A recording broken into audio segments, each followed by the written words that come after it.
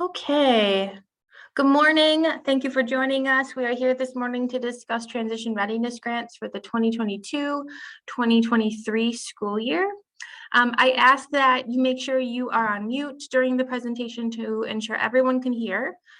If you have questions as I'm going through the specifics of the grant program, please place them in the chat. I have some wonderful transition improvement grant folks on with us this morning who are going to help me monitor the chat and keep track of those questions. And we will pause about halfway through our presentation and towards the end of the presentation to answer any questions that you may have.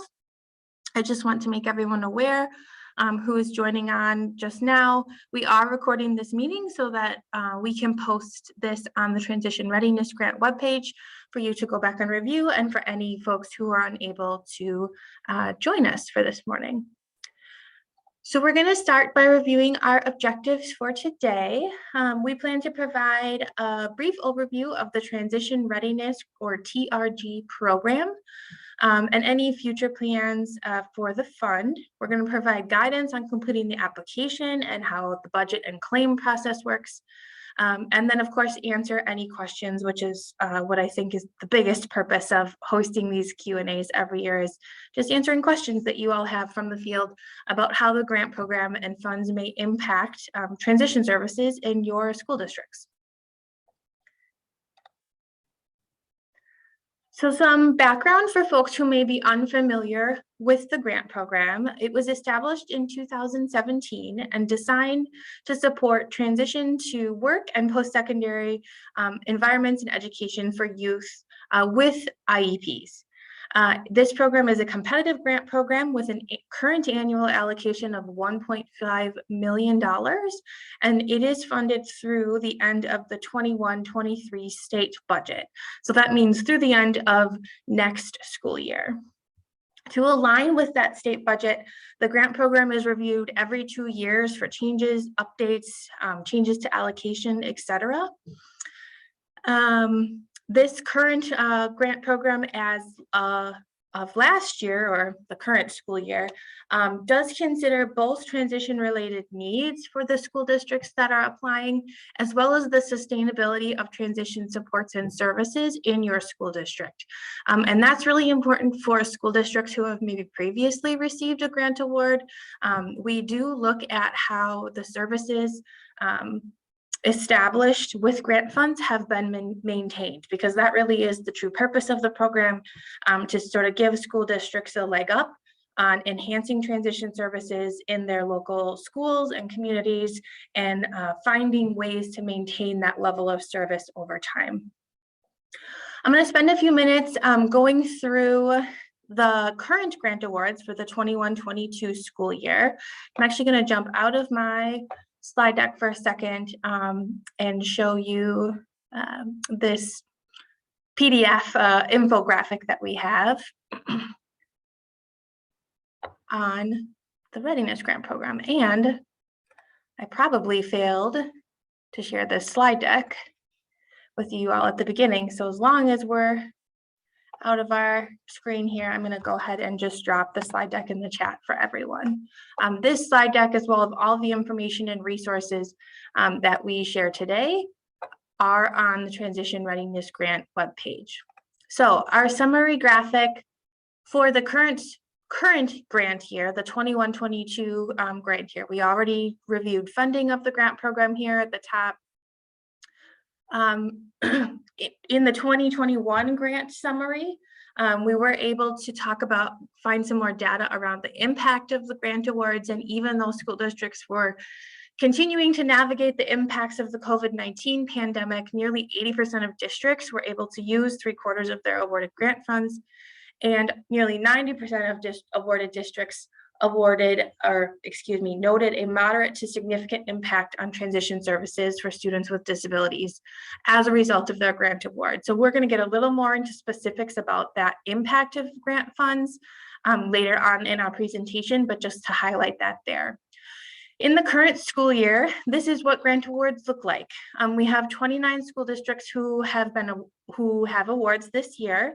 58% of them have not previously received a Readiness Grant Award. That's important to note.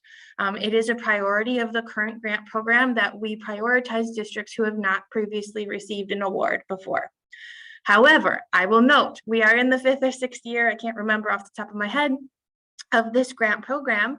And so we have many districts who have received a grant award before. So previously receiving an award does not preclude you from applying or receiving an award in the next grant year in the future. So I encourage everyone to apply who has a need every single year. And just know that, it is a scoring priority, but not necessarily all funds go to previously awarded school districts. I see we have a little overlap here on our infographic to fix, but one thing I wanted to point out of the current grant awards and breakdown, we have traditionally had a majority of grant funds going to transportation. And we had a shift in that this year, a shift that I think is really critical and important to point out, and that a little bit more than half, or 51% of our grant funds for the current school year are going towards CIE, or competitive integrated employment training programs, which, given our priorities as a state, I think is just a huge reflection of sort of how we're all pushing together for our students and youth to have better employment outcomes when they leave school. You can see transportation is still pretty high on the list, as we know that that's a barrier to employment and post-school success, but I was very happy to kind of see that shift and that districts were able to utilize those funding categories. Excuse me. So we're going to jump back into our slideshow here.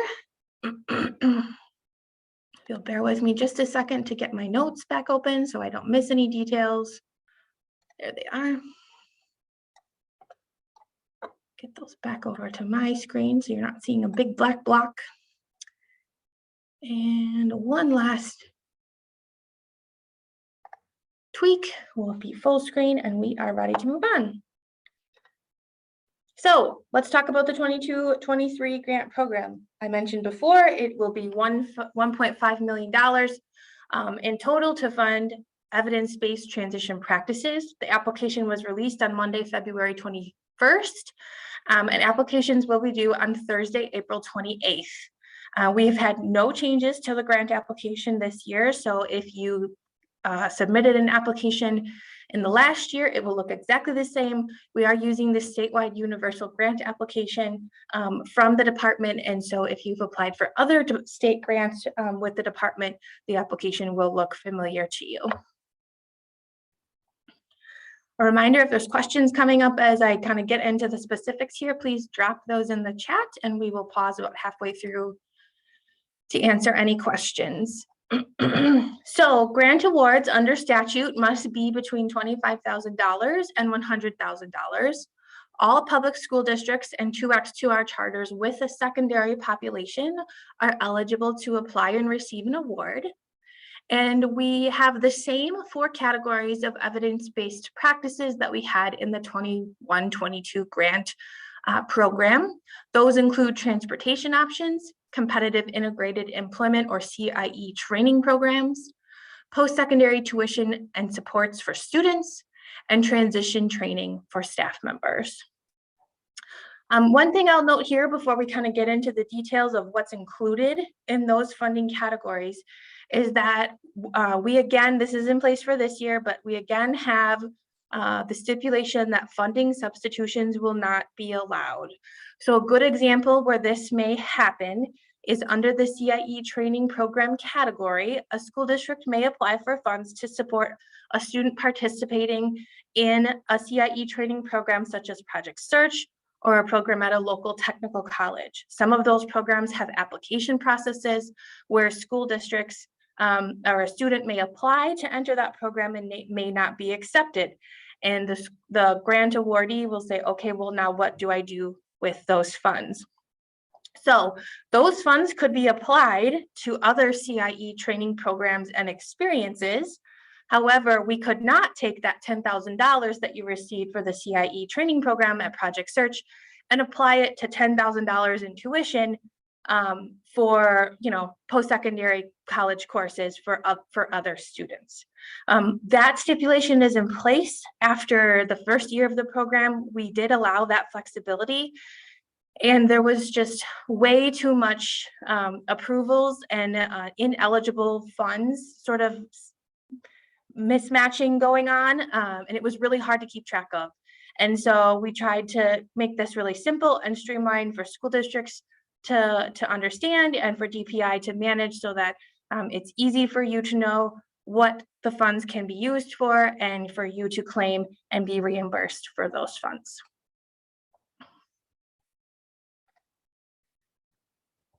So now a little bit more about those 4 funding categories that you can make a grant proposal under. The first is transportation options.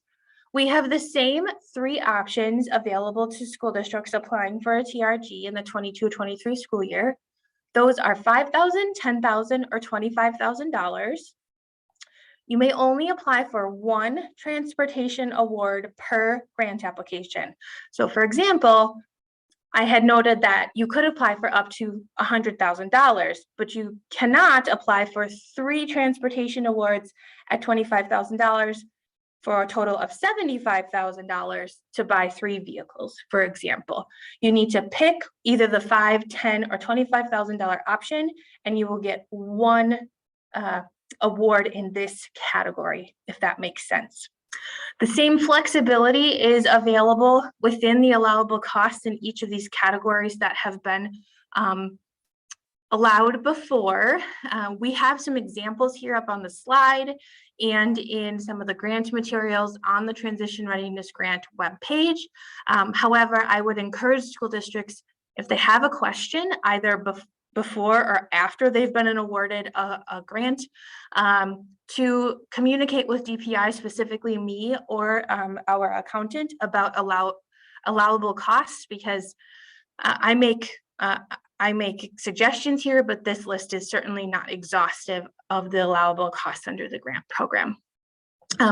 Getting back specifically to transportation options, some example allowable costs here are vehicle purchases, contracted transportation, either with a taxi company or a bus service, as well as supports for students participating in and gaining their own driver's licenses. So driver's education, on the road training, extra assessments or training needed,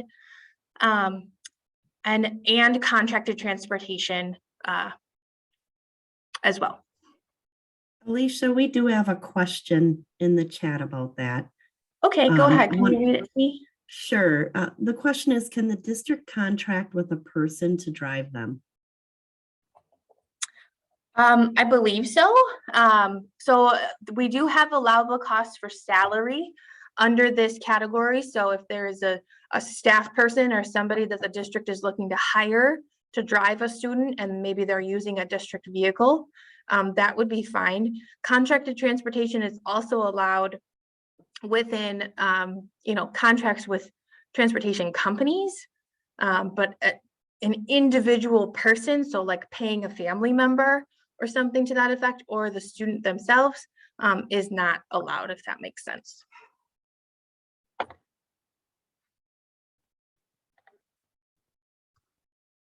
Okay, moving on to the CIE training program. For this category, you can apply for as many awards as you feel necessary, up to that $100,000 cap. You would apply up to, or you would receive up to $10,000 per student for this category.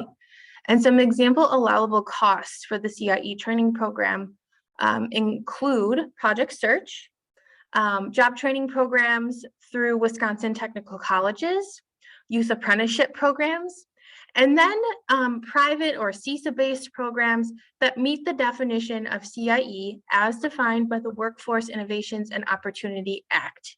And so it's going to be very important if your district is applying for funds in this category, that in your application, you identify how the program or the program you're creating for the student meets that CIE definition. And those specifics are in the grant guidelines document that I'll share with you in just a few minutes.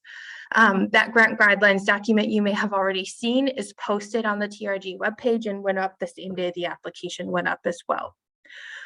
So the keys to designing an individualized experience for a student, if you're not choosing to participate in a program such as Project Search or Youth Apprenticeship or one of the technical colleges program, is that we're looking for a CIE work experience and related coursework that would support the student in being successful either in that experience or future employment.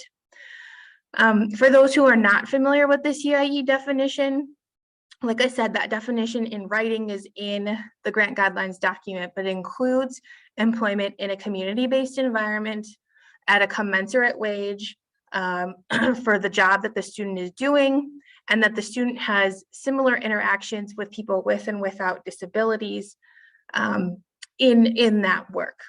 And then, like I said, it must be paired with that related coursework that either builds a skill towards a future employment goal or helps the student be successful in the work experience itself.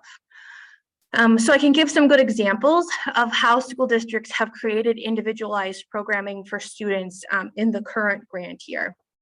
I know of a school district who has an award this year who created an individualized program for students with IEPs that mirrored a youth apprenticeship program within their community with an extra level of support. So they worked with a business, an employer in the community that they already had a relationship with, that youth apprentices were already a part of their business and their community.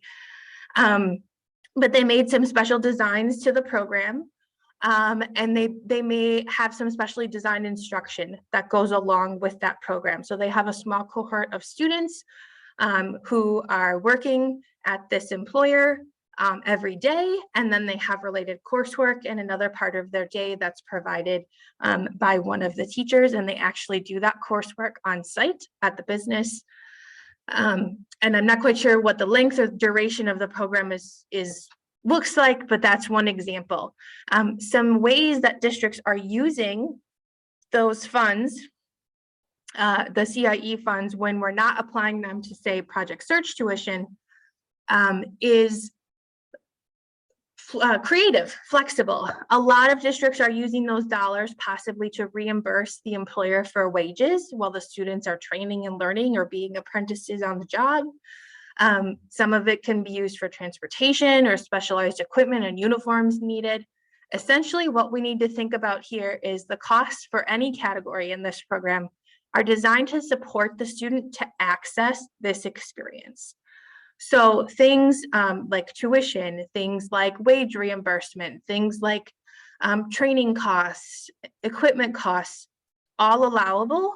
When we get into the one thing that is not allowable currently under this program that I've been asked before is, can these funds be put towards support or job coaching for students on the job? And that is not an allowable cost right now. So job coaching is not allowable cost, but all other aspects of providing the student access to that experience are allowed. Alicia, we do have some questions. Sure. That have come in. One is, can a district choose 2 categories and hope that one would be awarded? So we'll look at that a little more specifically, but I'm going to just actually go back a few slides. So this chart will look familiar. I've actually snipped this directly from the application. It's missing part of the column that you would see on the application.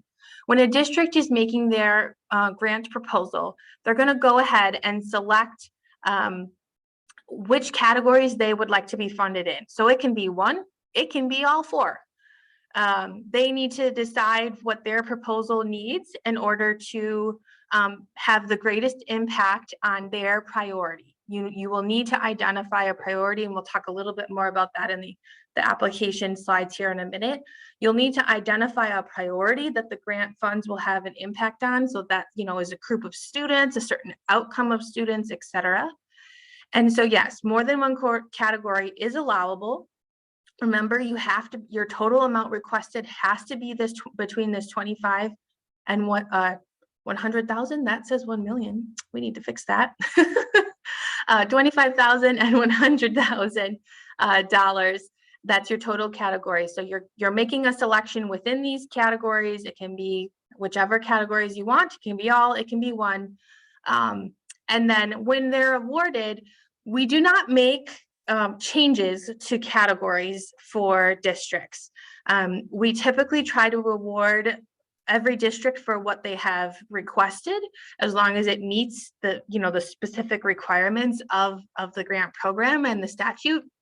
And if for some reason a grant award needed to be adjusted, that happens. We had one adjustment made this year so that we could provide a grant award, but also use all of the allocation. It would be up to the school district where they would want to make that adjustment. So we would not make that adjustment for the school district. What other questions do we have right now? I had a private question come into me asking if under CIE, if funds can be used to start up a youth apprenticeship to get started. So for example, reimburse an employer for wages for the youth apprenticeship to get going. Yes, absolutely. I've had several districts utilize that model for what a few reasons. Some of the most common, the employer really wanted to provide an experience to the student, but maybe didn't have the availability to hire somebody at that moment, and so reimbursement made that possible. Another option is that there might be a certain expectation the employer has of their apprentices, and it might take longer for a student with an IEP to meet all of those expectations as an apprentice on the job, and so that reimbursement, almost in a design like on the job training from DVR, grant funds could be utilized in that way. The next one is, would the Goodwill Employment Training Program count for this? Could grant money support this? Possibly. I would want to talk to that individual and that school district before they put in their application. What we need to make sure is that the training programs are integrated. So Project Search counts because even though it's all a group of students with disabilities, they're integrated into a business in the community. And so if Goodwill is a site where it's just training all students with disabilities, it may not count. But if they're working in the Goodwill store, for example, alongside people with and without disabilities, that may be an opportunity that we could utilize grant funds for. Can you contract for transportation with an agency that does not just provide transportation? Yep, as long as they're an approved transportation provider in your community, that's fine. And last one, does Project Life count in this category? Thinking of some related materials for our new program. Project Life. So that's Shauna wrote that question. Yeah, go ahead. It's for Project Search, or leads into project, a curriculum that kind of leads up to Project Search. Or Shauna, you're welcome to come off. Project Life is for 16 to 18-year-olds. It's school-based, but it's also community-based work. And so we're looking at getting, we just started like literally 6 weeks ago, our new program. And so I'm looking at getting like uniforms for the kids to go out on the job sites and getting some materials and things that we'll eventually be able to get, but it would be nice to apply for a grant to be able to get some materials to get the program up and running and started stronger, kind of like we did for Project Search. Yeah. Shauna, maybe you and I should connect individually, because I think your application is going to require you to talk about how CIE funds would be applied for a student participating. You would need to, so I wouldn't be able to accept a proposal where it's just buying equipment for a program. But if it were buying equipment and that was going to a student who was participating in the program in 22-23, that would be allowable. So we could definitely connect individually if you have additional questions. Okay, thanks. Anything else at this point, Shelley? Not that I'm seeing. Okay. So moving on to post-secondary tuition and supports. This category is capped at $1,000 per student. And some example allowable costs are course tuition, textbook materials or fees, as well as field trips for college visits with students. We did make a change to this last year that I just wanted to point out. We pushed it up to $1,000 per student because some school districts were asking for the ability for students to take more than one course at a technical college during the course of a school year. So either one a semester or two in a semester. And so that is up to $1,000 per student. On average, one course at one of the Wisconsin technical colleges, this category is not limited to Wisconsin technical colleges, but about on average is between $500 and $600 per course for a student to take one course. And our final category is transition training for staff members. So this category has a maximum of $1,000 per staff member. And it's important when you are writing your grant application to note that this category must be aligned to the root cause identified within your grant application. So the training should be, you should be able to demonstrate that the training you're applying for will directly support the root cause of your priority and why you're making an application for the grant funds. Some examples of allowable costs here include the UW Whitewater and UW Milwaukee online transition certificate programs. Those are graduate level certificates for teachers who want to add on additional transition training. The Transition Improvement Grant has options for training for paraprofessionals, specifically focusing on job coaching. We have the online courses available from the Transition Improvement Grant, including the post-secondary transition plan. We will have a new course next fall on career and technical education engagement for students with disabilities. So that would be an allowable cost here. There will be no cost for those TIG trainings. However, a lot of districts use these funds to support staff participating in those trainings. So either paying staff for their time, paying for substitutes, paying for food or travel, because you can see other trainings at the bottom of this list include things that might be in person and folks might travel to, like the National Dropout Prevention Center Conference or the National Transition Conference, the Division on Career Development and Transition, DCDT. Like I said, allowable costs here are about staff members participating in the training. So those remain the same. So travel is included as well as expenses, registration, if there's any tuition involved, or even just paying staff time to complete that work.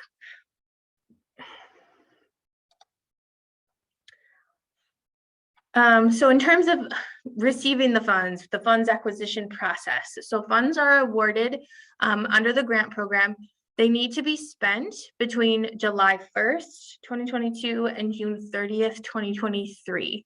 First, a district who receives an award needs to spend the funds, and then they claim with the department for reimbursement. Grant recipients should claim at least 2 times per year using the program Fiscal report, and your business office will be very familiar with that report because that is how many claims for reimbursement are made to the department.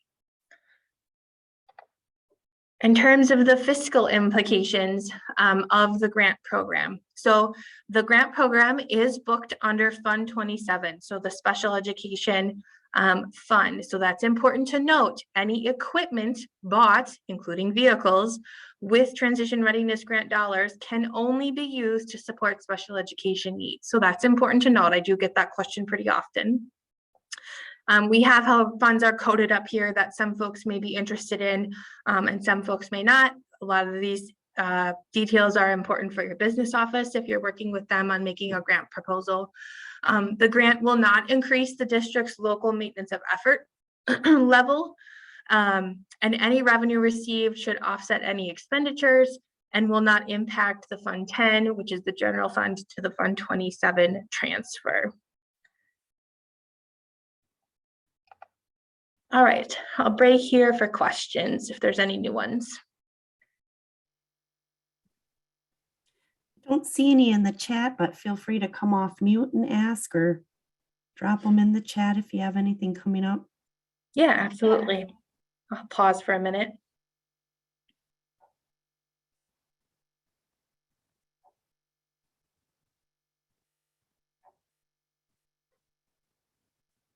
Okay, hearing some quiet, I think we'll move on. So let's talk about the grant application. So the 22-23 program again uses the department-wide universal grant application. Applicants will be asked to review data to identify student priorities, identify how grant funds will impact those priorities as well as adult practice, and create a plan for evaluating and sustaining the services created by having access to grant funds. Like we talked about a few minutes ago, applicants will select a grant proposal from those 4 evidence-based funding categories, and then the details of the other questions will help you kind of describe how and why those categories and those funds will have an impact on transition within your school district. We do have some new questions, or one new one that came up. Yeah, go ahead. Could CIE include purchasing the curriculum to be used in the classroom and prep for entering the community job site? Possibly, but there would need to be other components to that. So remember, we're trying to design a work-based learning experience for a student that is, you know, in the community, it's integrated. So a CIE work experience and related coursework. So there could be a cost associated with purchasing a curriculum, but if we're just talking about purchasing a curriculum, that would be nice to have. And there's no other parts of that experience for a student in the 22-23 school year, then it would not be allowable. Is that our only question right now? It was. Great. Applications are due at 11:59 on April 28th, 2022. Please email the fillable PDF to Carolyn Kiefer. Her email is up here. She's one of my office associates who helps me organize grant documents. It's really important when you are using the grant application that you first download the application from the internet using the Adobe Acrobat program. There's a link there to a free version of Adobe if you don't have it. Do not fill in the PDF in your internet browser because it will not save. You know, that's very frustrating to some folks who, you know, lose a lot of work that they put in. So first download, use Adobe and save that fillable PDF on your computer, on your local network. Consortiums are eligible to apply together. How consortiums work is, you know, it's a group of school districts who would like to apply together for a grant award. In that situation, one of the school districts within the group or in the consortium needs to act as the fiscal agent.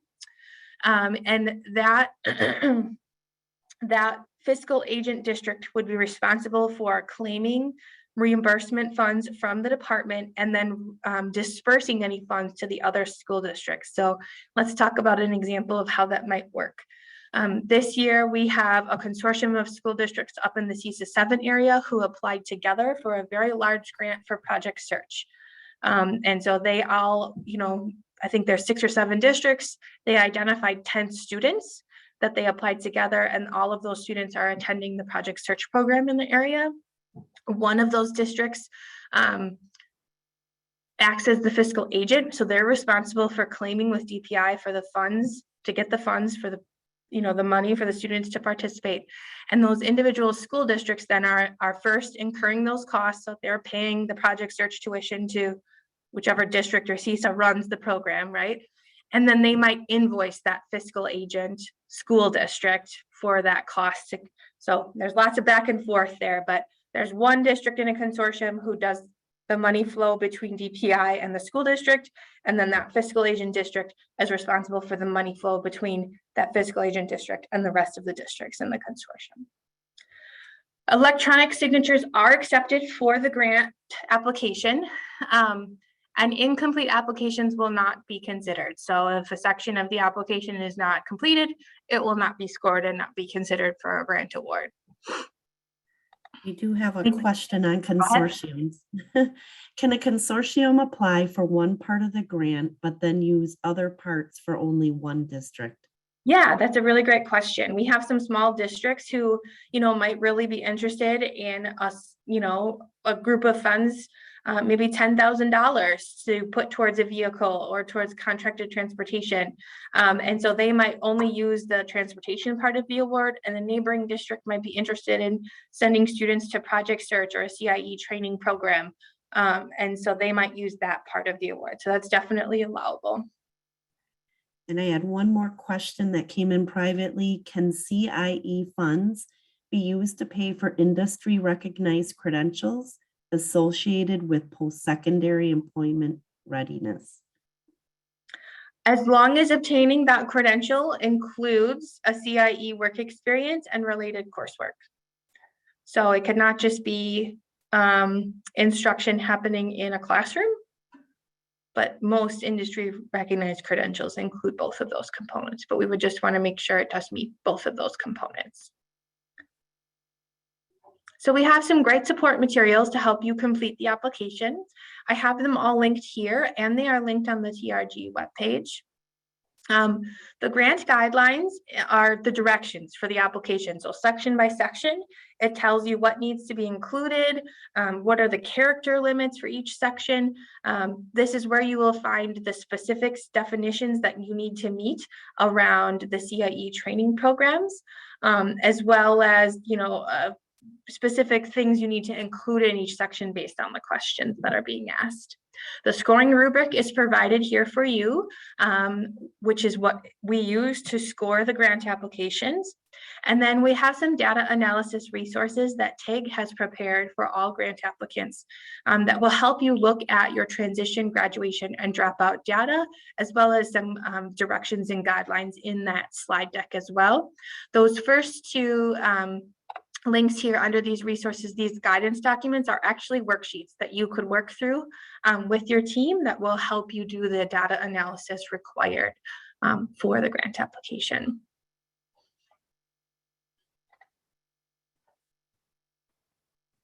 So how are we scoring?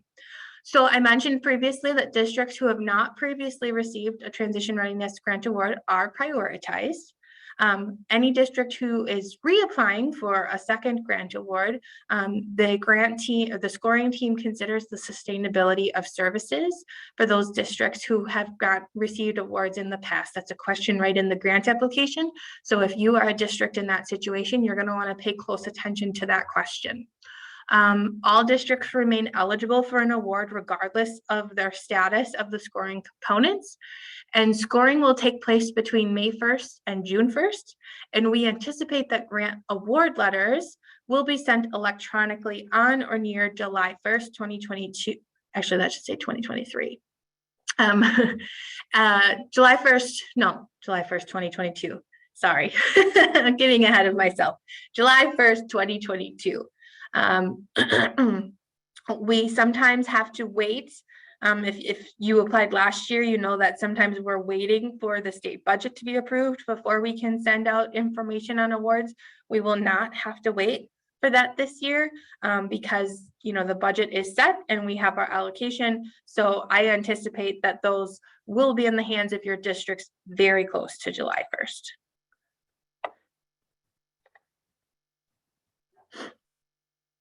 Lisa? Yep. I had a question that came through to me privately.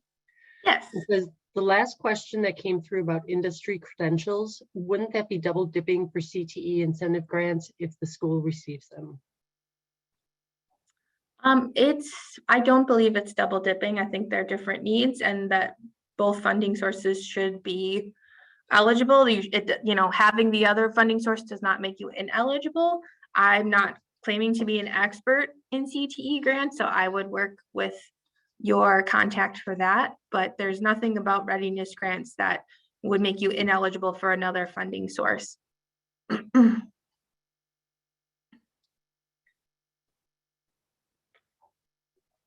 last thing I will reference, and then we might pause for questions. I do have some more slides about the impact of previous grant funds, just if you're wondering about if it's worth it. but essentially the general requirements, so what is required if you receive a grant award, it's very simple. If some of you received a grant award in the past, these have been more complex, but we've gotten rid of some old requirements like doing a community conversation. That's no longer required. The only requirement is that you submit a grant summary evaluation. Last year we did that on Google Form. I anticipate we probably will do that again.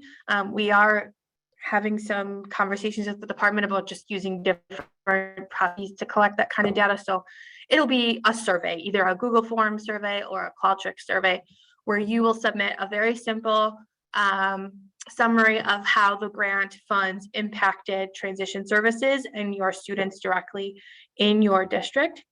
That all comes from me via email, and I usually send it out at the beginning of May, and it's due at the end of the grant year, June 30th. So that's the one requirement for recipients that they need to do outside of submitting claims for reimbursement. So not a lot of work required once you receive a grant award. I'm going to pause for a second. Are there any other questions coming up at the moment?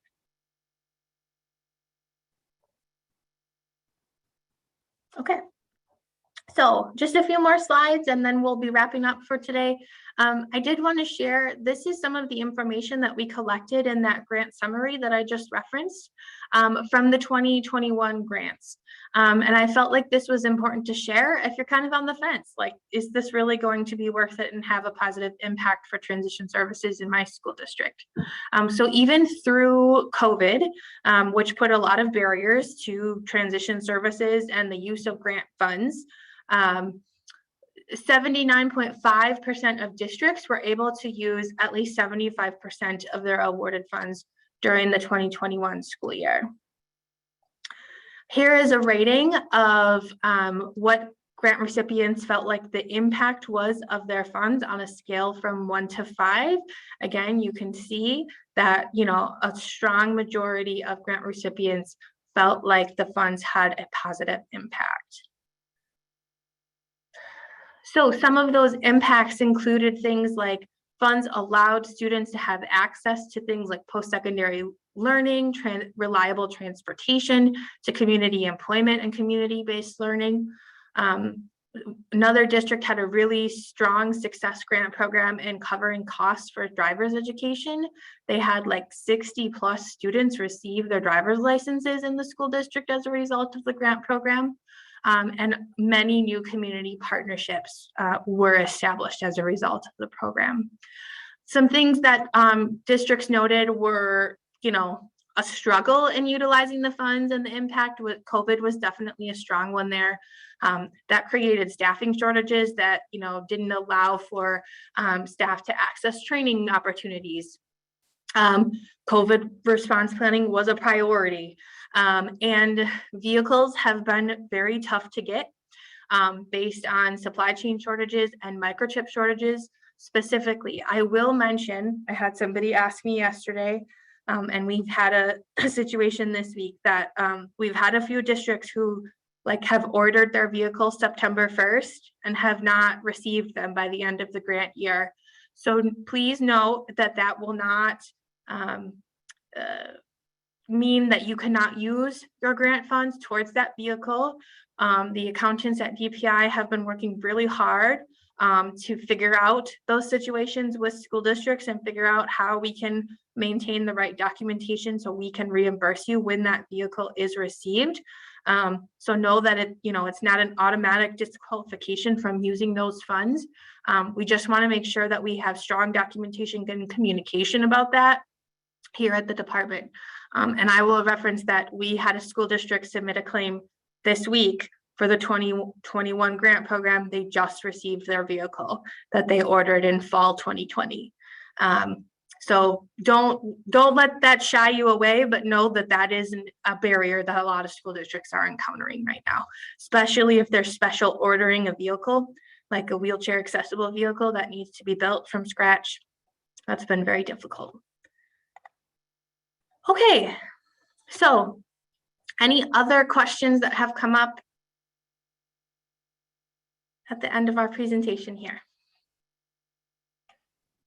I'm not seeing any in the chat. Feel free to, drop them in the chat, unmute if you have other questions coming up. Alicia, under the transportation piece, can you use some of that money to modify a vehicle that the Yes, district has? Yep, absolutely. So to modify a vehicle for accessibility, that would be an allowable cost for sure.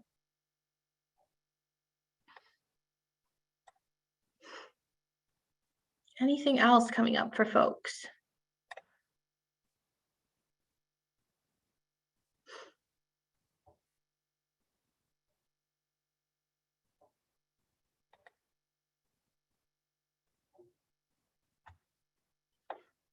Okay, I am going to stop sharing for a moment. I'm going to drop a few links in the chat for folks so they don't need to go seek things out. So give me a second. I will again drop the link to the slide deck that we used for our presentation today. So you can go ahead and have access to visit that again.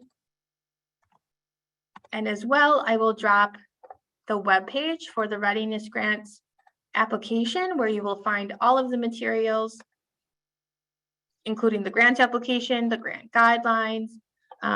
Eventually, in probably about 10 days or so, we will post the recording and the slide deck as well of this Q&A session.